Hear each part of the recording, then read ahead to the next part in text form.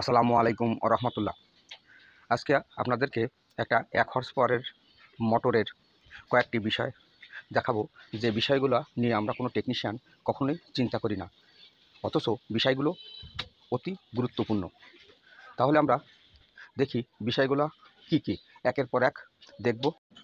এই সিল থেকেও অনেক সময় খুব সামান্য পরিমাণ পানি লিক করে, কিন্তু এই পানি দেখেন পাশে আর একটা সিল আছে, যে সিলটা এই পানিটাকে ব্লক দিয়ে মোটরের কয়েলের মধ্যে যেতে দেয় না।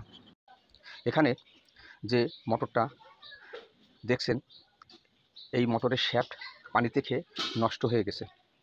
এখন প্রশ্ন হলো, এই শ্যাফট কিভাবে ঠিক করবেন এবং এই শ্যাফটটা কিভাবে ঠিক করলে শ্যাফটটা অনেক বেশি দিন লাস্টিং করবে। তাহলে আমরা মোটর থেকে শ্যাফটটা খুলে বের করে এবং এটা নিয়ে ওয়ার্কশপে যেভাবে মাল ধরাবো, এটা লোহা দিয়ে মাল ধরাবো না, এটা ধরাবো পিতল দিয়ে। তার কারণ লোহা পানিতে তাড়াতাড়ি খেয়ে যায়, পিতল অনেক দেরিতে খায়।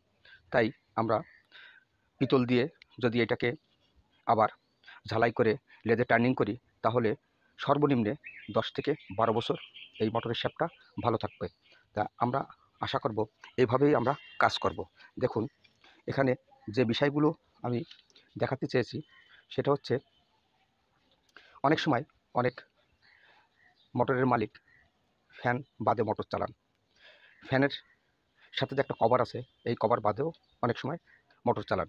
বিষয় হচ্ছে এরকমের, ফ্যান কি কারণে এখানে ব্যবহার হচ্ছে আর কভারটা কেন এখানে দেওয়া হয়েছে। শুধু ফ্যান দিলেও পরিপূর্ণ মোটরের বডি ঠান্ডা হবে না, আবার শুধু কভার থাকলেও তাতেও কাজ হচ্ছে না, কারণ ফ্যান কভার দুইটাই লাগবে।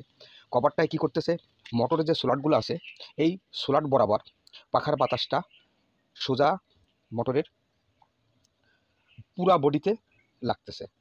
তাহলে দেখেন, অনেক সময় আমরা শুধু ফ্যান দিয়ে চালাই, কারণ কি, ওই মোটর একটু জাম, কভারটা খুলে মোটরটার যে একটু পাখাটারে খোঁচা দিই তাহলে চলে। তাহলে এতে যে ক্ষতি হচ্ছে, মোটর গরম হচ্ছে, কয়েল গরম হচ্ছে, একসময় এটা পুড়ে যাবে। তাহলে আমরা বুঝলাম যে মোটরের পাখা এবং মোটরের কভার দরকার। দেখেন, আমরা পিতল দিয়ে টার্নিং করলাম। আরও একটা বিষয় আপনাদেরকে জানাতে হয়, দেখেন কয়েলের সাথে একটা ওভারলোড প্রোটেক্টর আছে।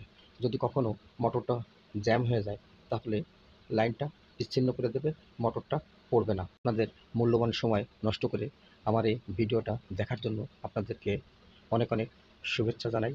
আশা করি আপনারা এরকমের নতুন নতুন ভিডিও দেখার জন্য আমার চ্যানেলটি সাবস্ক্রাইব করে আমার পাশে থাকবেন। আজকে এ পর্যন্ত। আসসালামু আলাইকুম ওয়া রাহমাতুল্লাহ।